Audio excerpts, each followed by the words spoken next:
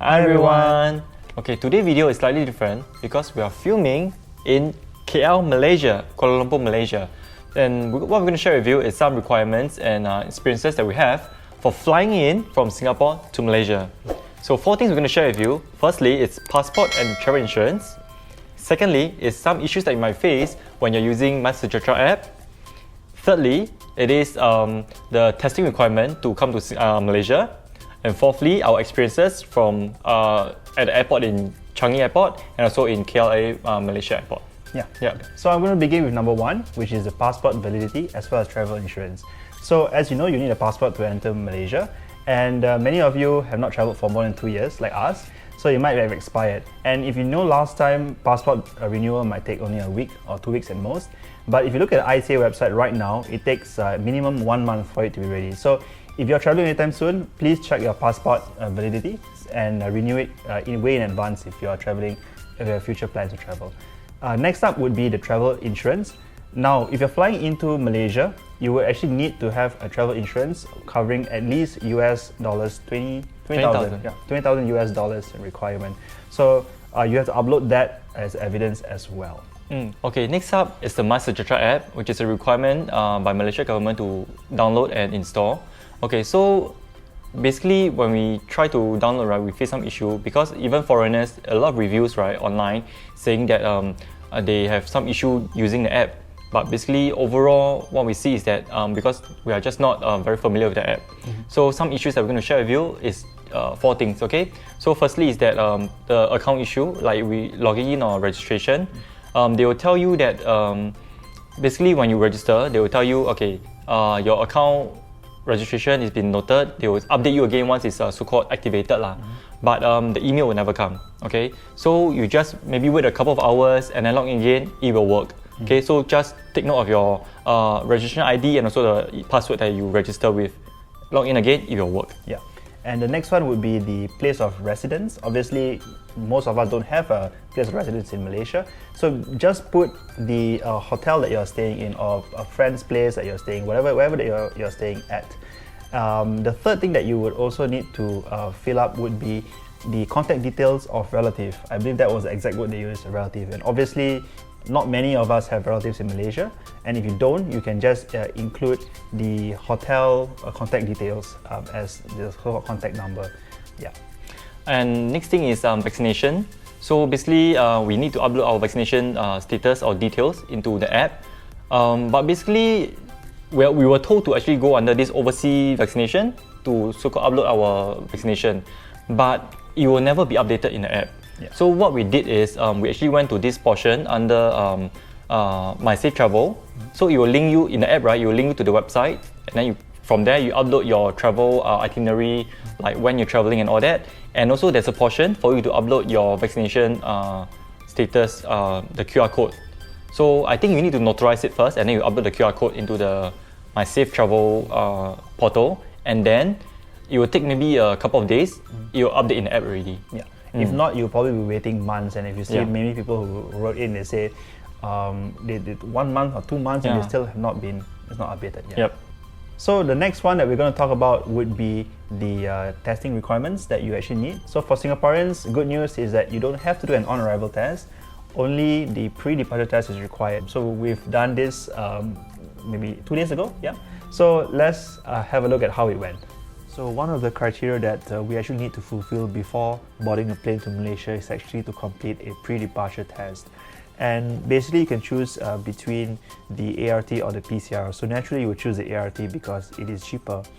And MOH has actually approved this virtual ART testing, which means that you can actually do the testing from the comfort of your own home, and you can just need to video call a registered medical group to actually supervise you during this test.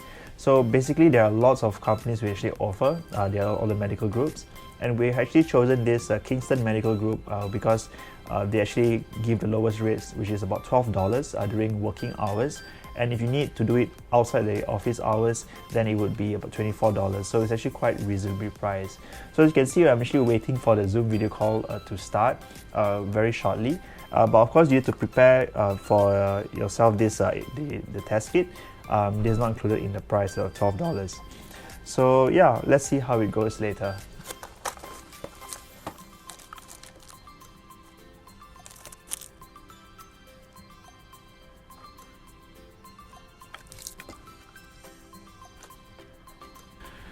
Alright, so we actually made it through the virtual ART session, and after waiting about 15 minutes, the supervisor actually came back to look at the result, and yeah, we are cleared to go as a negative test result.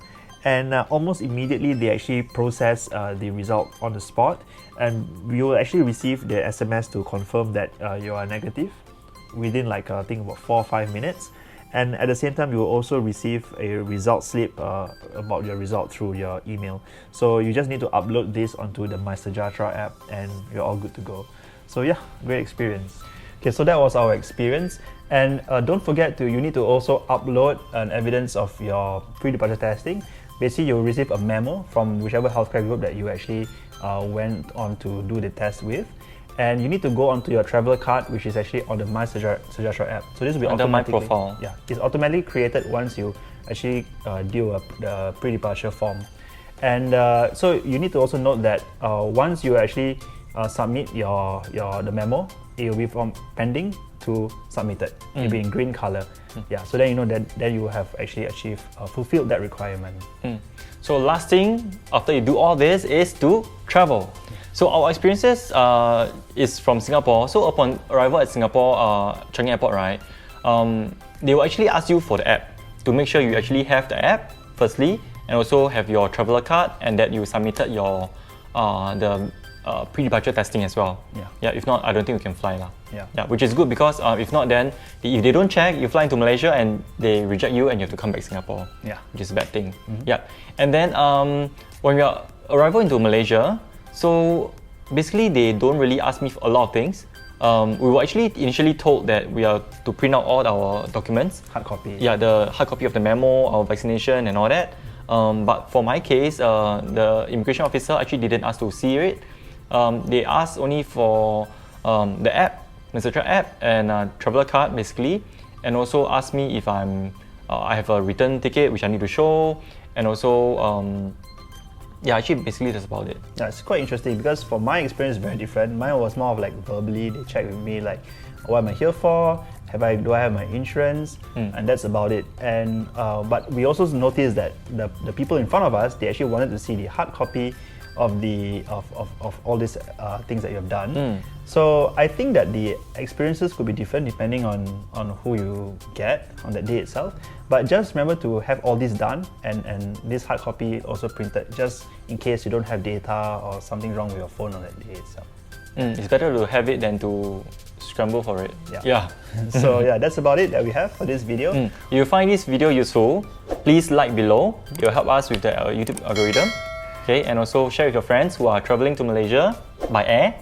Yeah, but of course this video is accurate as of mid of April because you know, this kind of things always changes, the requirements always changes. It's very rapid change because of the situation and all that. So please bear this in mind. Okay. So don't blame us if you didn't fulfill a certain requirement. And if you have any more questions, you can actually just drop down in the comments below. If you're shy, you can actually just drop us a direct message on Instagram that we will try to answer all of them. Last but not least, remember to subscribe and turn on the notification bell. Yeah. Bye. Bye.